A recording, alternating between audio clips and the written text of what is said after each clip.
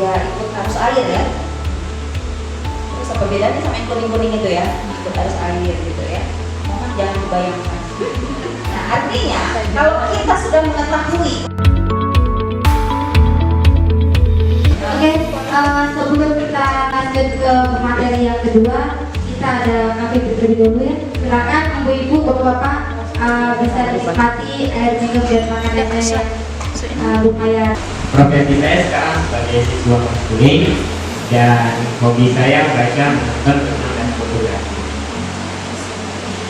Oke, ini keluarga saya, keluarga kecil saya.